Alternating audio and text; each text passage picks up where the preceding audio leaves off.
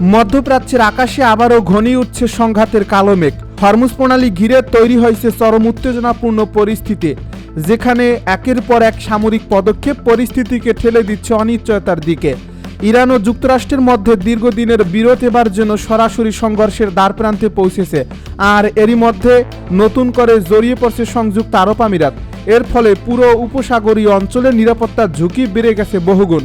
আমিরাতের গুরুত্বপূর্ণ তেল স্থাপনা ফুজাইরায় ড্রোন হামলার ঘটনায় ব্যাপক ক্ষয়ক্ষতির খবর পাওয়া গেছে।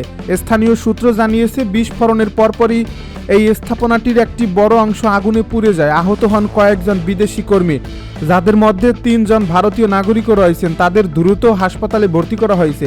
এই ঘটনায় তীব্র প্রতিক্রিয়া জানিয়েছে আমিরাত সরকার। তারা স্পষ্ট করে বলছে, এই হামলার জবাব দেওয়ার পূর্ণ অধিকার তাদের রয়েছে এবং প্রয়োজনে কঠোর পদক্ষেপ নেওয়া হবে। এদিকে ইরানের পক্ষ থেকে দাবি করা হয়েছে, শুধু ড্রোন নয়, আমিরাতকে লক্ষ্য করে একাধিক ক্ষেপণাস্ত্র ছোড়া হয়েছে।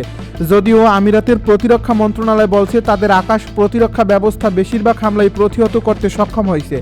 তবে উত্তেজনা কমার কোনো লক্ষণ দেখা যাচ্ছে না, বরং পাল্টাপাল্টি হুমকি পরিস্থিতিকে আরও জটিল করে তুলছে। হরমুজ প্রণালী, যা বিশ্বের অন্যতম গুরুত্বপূর্ণ জ্বালানি পরিবহন পথ হিসেবে পরিচিত, সেখানেও সংঘাত ছড়িয়ে পড়ছে। আমিরাতের রাষ্ট্রায়ত্ত তেল কোম্পানির একটি ট্যাঙ্কারের হামলার খবর পাওয়া গেছে।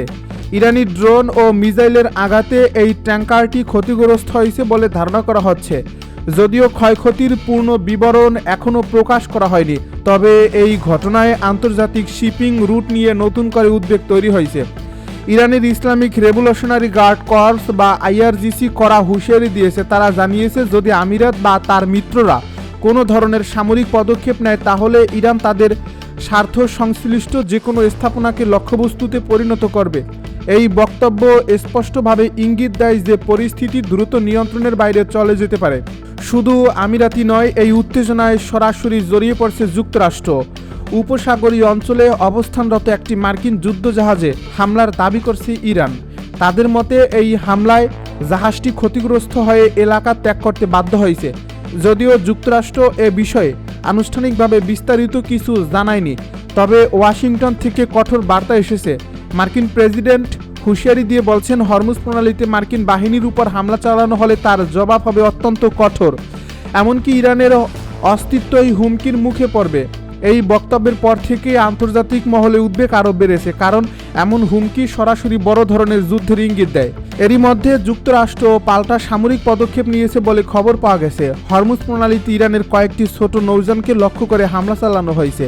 এর পাশাপাশি ইরানের দক্ষিণাঞ্চলের একটি গুরুত্বপূর্ণ বন্দরে অগ্নিকাণ্ডের ঘটনাও ঘটছে, যেখানে কয়েকটি বাণিজ্যিক জাহাজে আগুন ধরে যায়। স্থানীয় ফায়ার সার্ভিস আগুন নিয়ন্ত্রণে আনার চেষ্টা চালিয়ে যাচ্ছে, তবে ক্ষয়ক্ষতির পরিমাণ এখনও পুরোপুরি জানা যায়নি।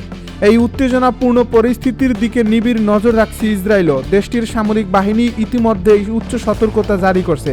একাধিক সূত্র জানিয়েছে, সম্ভাব্য যে কোনো পরিস্থিতি মোকাবেলায় তাদের আকাশ প্রতিরক্ষা ব্যবস্থা পুরোপুরি প্রস্তুত রাখা হয়েছে, কারণ ইসরায়েল আশঙ্কা করছে এই সংঘাত আরও বিস্তৃত আকার ধারণ করতে পারে। বিশ্লেষকেরা বলছেন, ইরান ও যুক্তরাষ্ট্রের মধ্যে যে অস্থায়ী যুদ্ধবিরতি চলছিল, তা এখন মারাত্মক ঝুঁকির মুখে। যে কোনো মুহূর্তে তা ভেঙে পড়তে পারে। আর যদি তা ঘটে, তাহলে পুরো মধ্যপ্রাচ্য নতুন এক বৃহৎ সংঘাতের মধ্যে পড়বে, যার প্রভাব পড়বে বিশ্বব্যাপী। এই উত্তেজনায় সরাসরি প্রভাব পড়ছে বৈশ্বিক জ্বালানি বাজারেও। হরমুজ প্রণালী দিয়ে বিশ্বের একটি বড় অংশের তেল সরবরাহ হয়। এর ফলে সেখানে অস্থিরতা তৈরি হওয়ায় তেলের দাম হঠাৎ করেই বেড়ে যায়। আন্তর্জাতিক বাজারে ব্রেন্ট ক্রুডের দাম একদিনেই প্রায় 6% বৃদ্ধি পেয়েছে। যদিও পরদিন কিছুটা কমছে, তবুও বাজারে অনিশ্চয়তা রয়ে গেছে।